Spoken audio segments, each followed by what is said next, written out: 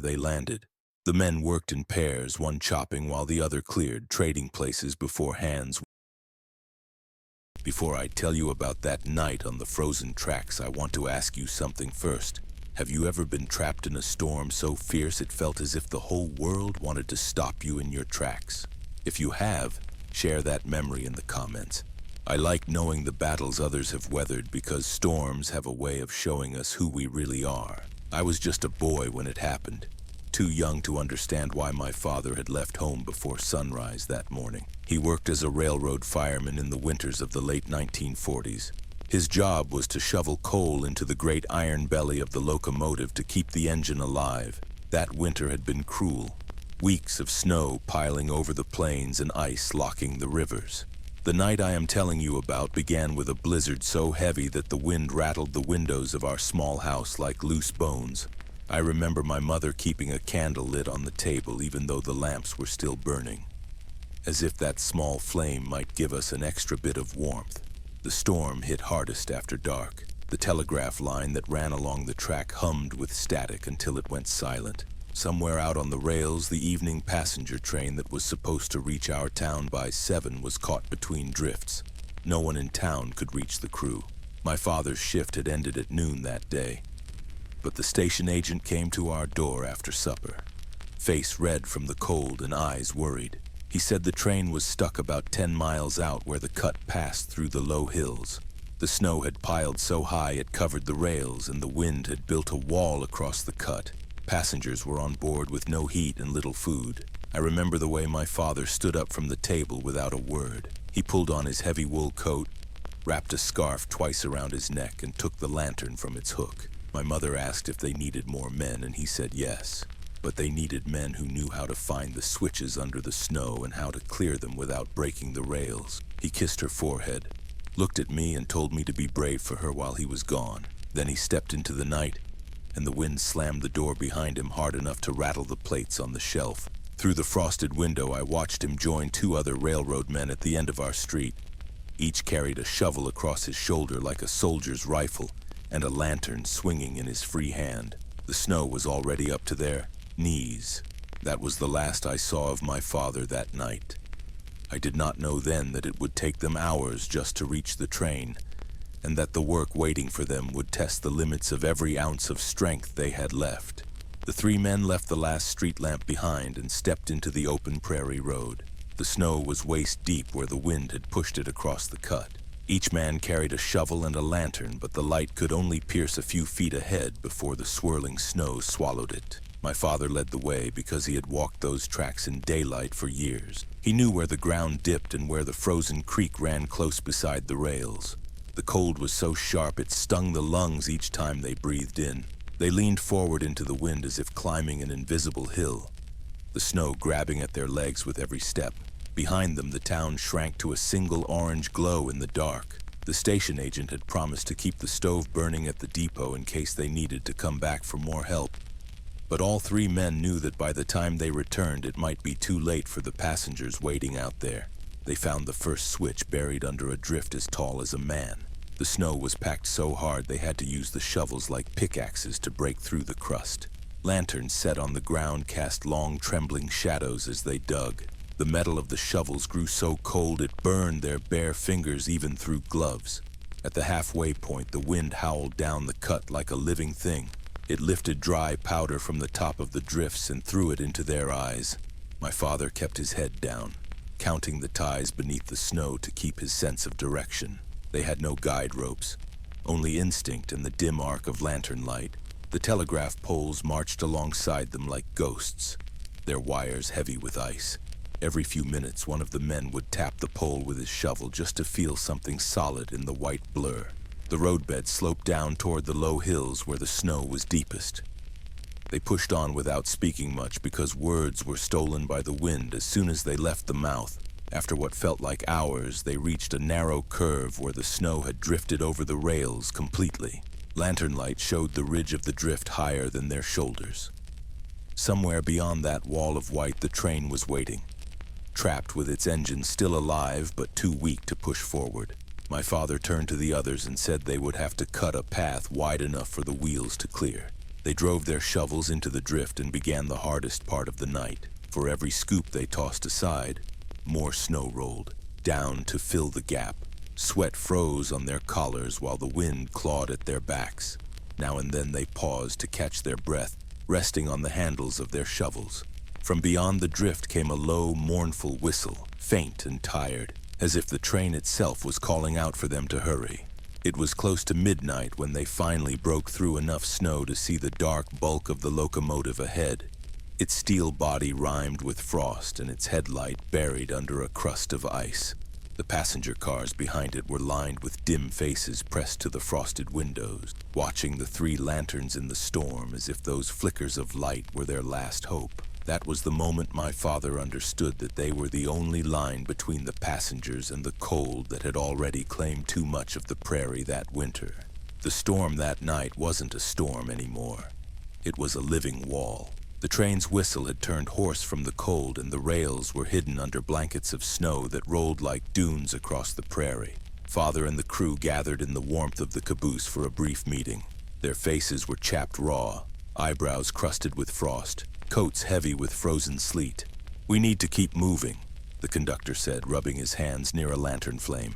"If we stop too long, the engine will freeze and the whole line will be buried." Father looked at the floorboards before speaking. "The rail ahead isn't fit for that weight anymore. The bridge near Fox Creek's sagging. If the snow doesn't break it, the train will." Everyone went silent for a moment.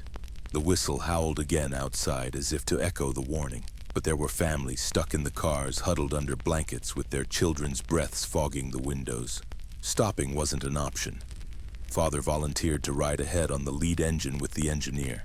"If something gives," he said, "better I'm there to spot it than to find out too late." That's how he ended up riding that beast of steel, leaning into the wind that cut like knives as they pushed forward through drifts that reached the cowcatcher. The engineer, a stout man named Ellis, kept one gloved hand on the throttle and the other on the brake lever. His jaw was set like he was grinding his teeth against the storm. "Your old man's crazy for volunteering," Ellis told another brakeman, shouting over the roar of the engine. "But I'll take a pair of good eyes over a prayer tonight." The train crawled up the incline toward Fox Creek, wheels screeching against ice. Each groan of the rails felt like a warning in Father's chest. He crouched low near the cab window, scanning the white blur ahead. Snow pounded against the glass so hard it rattled. For a while they saw nothing but endless white. Then the faint outline of the bridge appeared, low, wooden, sagging under the weight of drifts. Ellis slowed the engine to a crawl. The cars behind groaned in protest, couplers clanking in the cold. Father climbed down onto the side ladder, gripping the frozen steel with bare fingers for balance as the train crept forward. The bridge loomed just ahead, its center bowed like an old man's spine. In his later years, Father told me the memory that stayed with him wasn't the danger or the cold, but the silence. For all the screaming wind, the bridge itself made no sound as they inched across, not a creak, not a groan, just the crunch of snow and the throb of the engine. When the last car rolled off the far side and the bridge was behind them, Ellis finally let out a long breath that turned into a laugh. "That's one crossing the papers won't believe," he muttered. But the worst wasn't over. A snowbank loomed on the rails a mile ahead, tall as a man and as solid as packed ice. Ellis throttled down to a stop and Father jumped into the snow with a shovel. He and 3 others hacked at the frozen drift, breaking it apart chunk by chunk. The wind clawed at them, blowing the loose snow back in their faces faster than they could clear it. For almost an hour they battled the drift while the passengers in the cars huddled close to their lanterns, waiting in silence. By the time they finally cleared a path wide enough for the engine's wheels, Father's coat was frozen stiff as a plank and his scarf crusted with icicles. But the train moved forward again, wheels biting into the cleared path like teeth. Years later, when he told me that part of the story, he laughed about how he could barely feel his fingers for days. "But that night," he'd say, "you didn't think about the cold. You thought about the faces in those cars behind you, counting on the rail to hold, counting on you not to give up." The train carried on, but the storm wasn't done testing them. The next challenge would come before dawn, when the river near Whitestone began to rise under the ice. By the time the train rattled down from the hills toward Whitestone, The wind had settled into a steady moan that seeped into every crack of the cars. The storm had buried the countryside in drifts so tall they swallowed fence posts, and the sky looked like a single sheet of iron pressing low against the land. Father stood on the step outside the cab, scarf frozen stiff against his face, scanning the white blur ahead. Ellis, hunched in the cab, tapped the frost off the gauge glass every few minutes to keep it from freezing over. As the train rolled into the valley, the low bridge over the Whitestone River came into view. It was a stout wooden span that had served the line for years, but the storm had changed the river beneath it. Instead of lying frozen solid, the river had begun to swell under the ice. Dark water bulged at the edges where the ice had cracked, pushing slush onto the banks. Father spotted the trouble first. "The ice is lifting against the pilings," he shouted above the roar of the engine. "If that bridge goes, we're done." Ellis eased the throttle down, bringing the train to a crawl. The whistle's wail cut across the valley and echoed back off the hills like a cry for help. They stopped the cars short of the bridge. Steam hissed from the pistons as the engine idled in the cold. The passengers peered out through frost-covered windows, their faces pale in the lantern glow, watching the crew step off into the waist-high snow. The crew gathered near the bridge, stamping their feet to keep the blood flowing.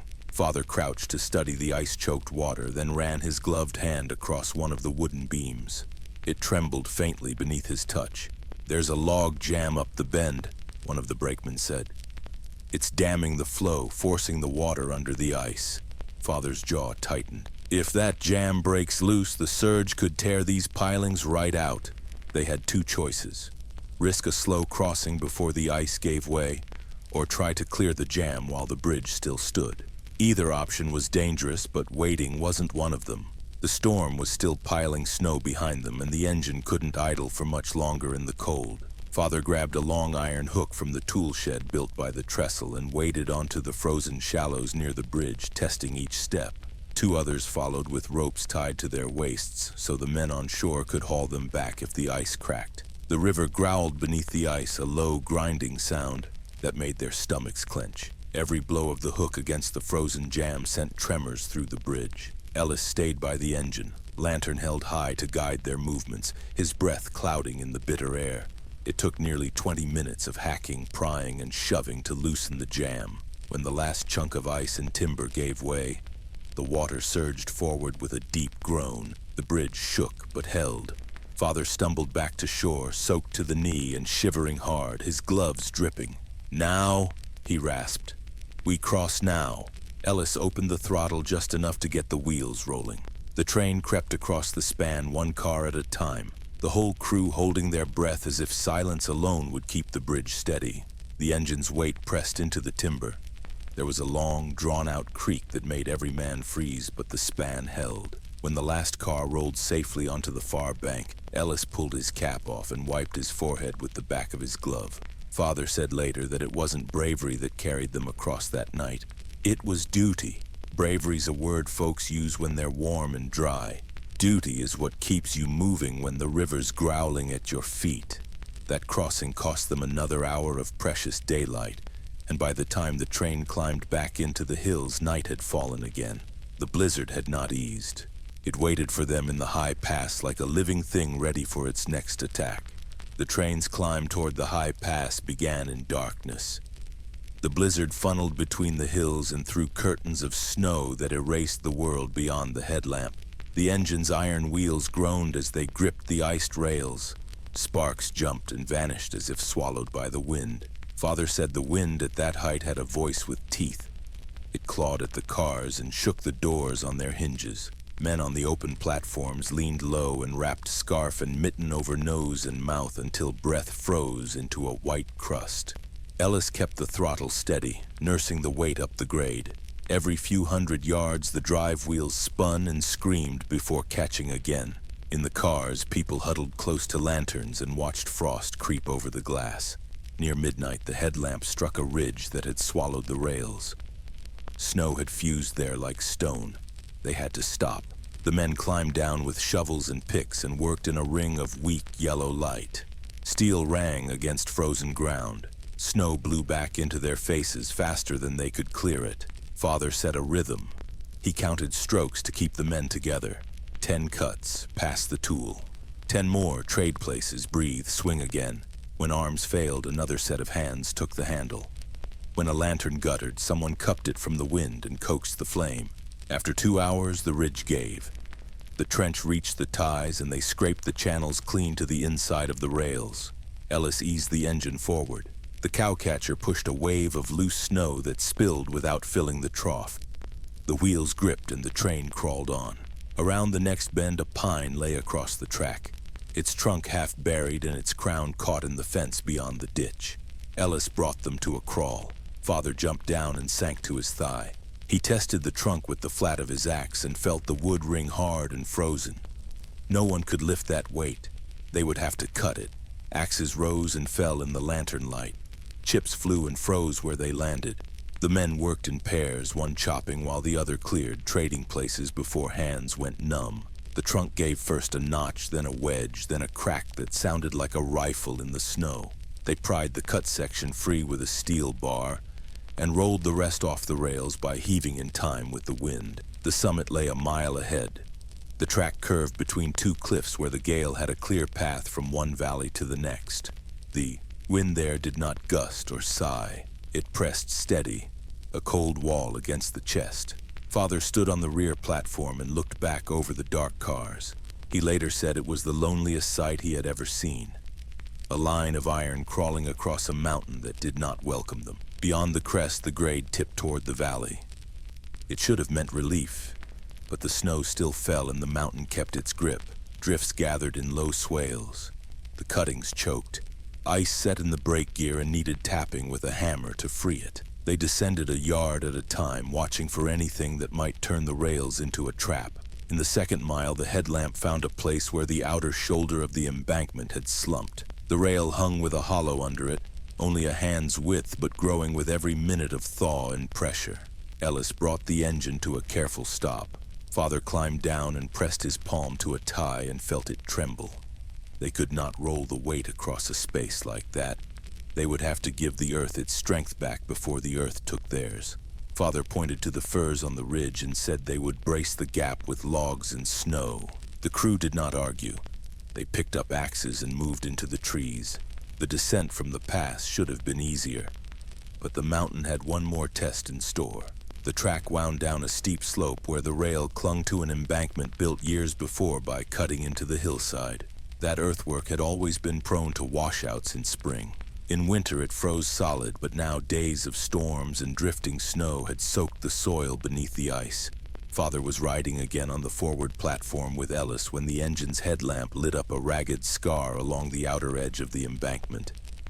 It was just a few yards ahead of the train's lead wheels.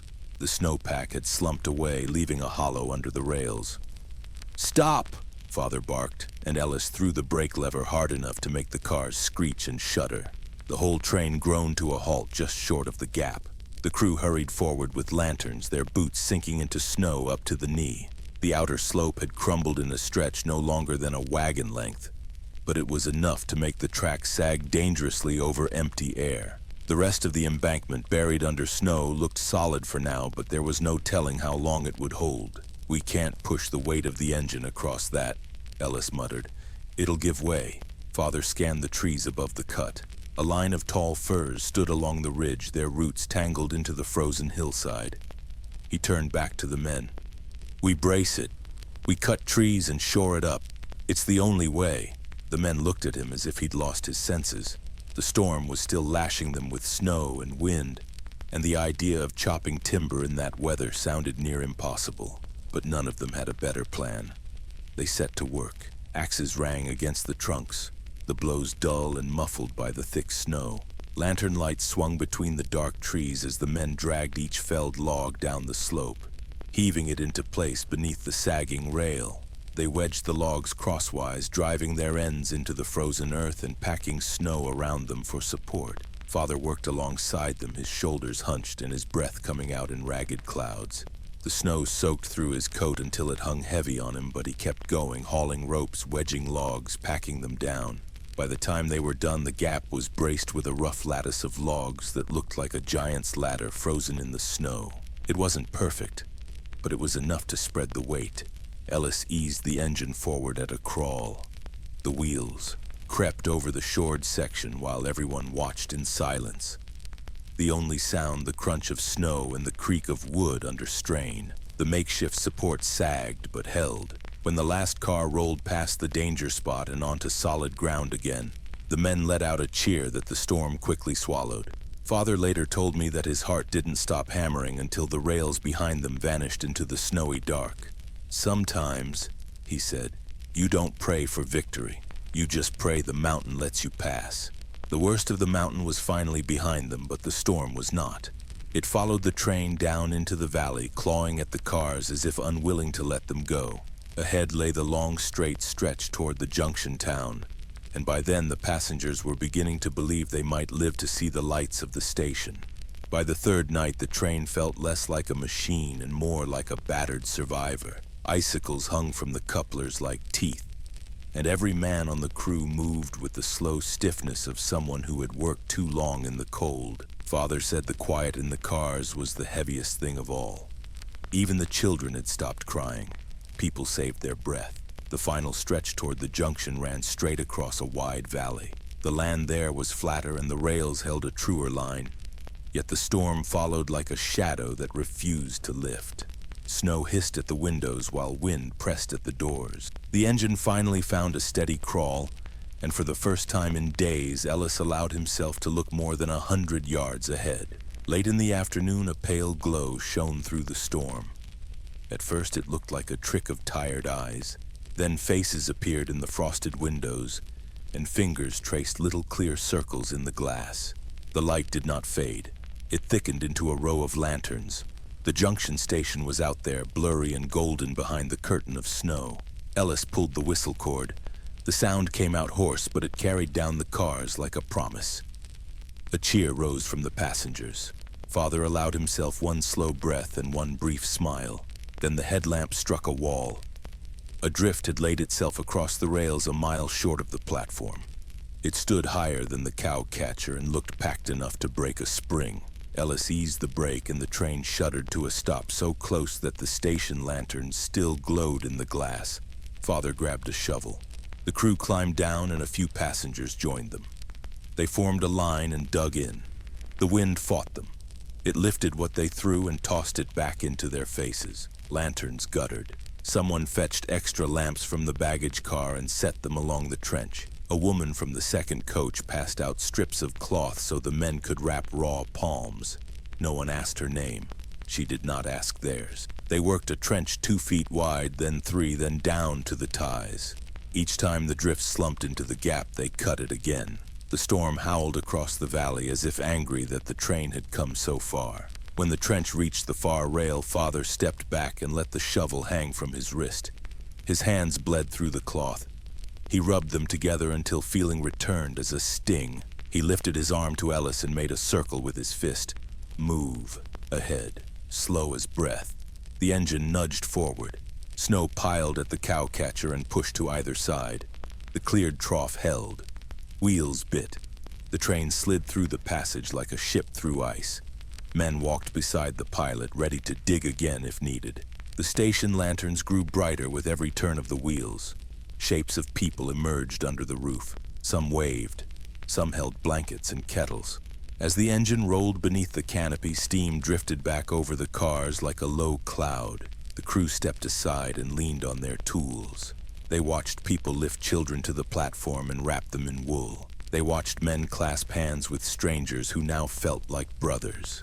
Father told me later that the thing that undid him was not the cheer that rose when the last car stopped. It was the smell of hot coffee from the station stove. He said that smell was what safety feels like when you have not known it for too long. There was freight to sort and damage to report, but those tasks could wait for daylight. For the moment, there was heat and light and people who could sit without shivering. Father stood by a pillar and let his shoulders drop. He rubbed his cracked hands on his coat and finally allowed himself to feel tired. Years later, when Father sat by our wood stove with a mug of tea, he always said that ride was the longest week of his life. The sound that never left him was not the whistle or the grinding wheels. It was the steady thud of snow on steel, hour after hour, like a giant hand trying to push the cars back into the mountain. He said that rhythm could wear a person down, and the work was to keep moving anyway. When I was a boy, I asked why he had volunteered to ride the lead when others hesitated. He looked at me for a long time and said one sentence: "Somebody had to." Then he added what he called the quiet rule of courage. Most of the brave things you will ever do will not feel brave when you are doing them. They will feel like work that needs doing. He also told me that a body can carry only so much fear if the hands are busy. That was why he counted shovel strokes in the cut. That was why he tapped the brake gear with a hammer to feel it ring true before the descent. That was why he kept his eyes on the headlamp's circle instead of the black wall beyond it. He said attention is a rope. You throw it toward what must be done and pull yourself forward hand over hand. He never called what happened heroism. He called it duty and craft. Duty was why he left our kitchen when the agent knocked. Craft was what kept the bridge at Fox Creek from taking them when the timber felt soft under the rail. He could feel a tremor through a glove. He could hear the difference between ice and bad wood. He knew how to brace an embankment with logs set crosswise and how to pack snow to lock them. He respected the mountain by knowing the line and by moving only as fast as truth allowed. After the train rolled under the junction roof, he said he stood by a pillar and breathed steam like a spent horse. People hugged him and he nodded, but the thing that undid him was the smell of coffee from the station stove. He said that smell is what safety feels like when you have not known it for too long. It is plain and warm, and it asks nothing from you. He came home the next afternoon with cracked hands and a face burned by cold wind. He did not speak much. He set his gloves on the stove rail to dry and sat with my mother at the table. She poured tea into a chipped cup, and he held it with both hands as if it might float away.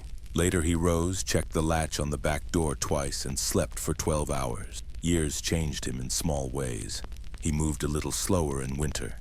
He listened harder when weather turned, but he also grew quieter in a way I did not understand until I had my own family. He had learned that most life is made from inches won in hard weather. You move the shovel once more. You tap the gear and listen. You watch the weak spot and shore it before it fails. You keep the lantern high for the person behind you. When the first snow falls where I live now, I sometimes see that train crawling across the mountain. I picture my father on the platform with his scarf frozen to his jaw and a lantern held up like a promise. I remind myself that progress is often a matter of inches. One breath, one shove, one more turn of the wheels. If this story gave you something to hold on to, share it with someone who might need it. And if you have lived through your own long winter night, tell me how you kept moving. Your words might be the lantern for the next person on the line.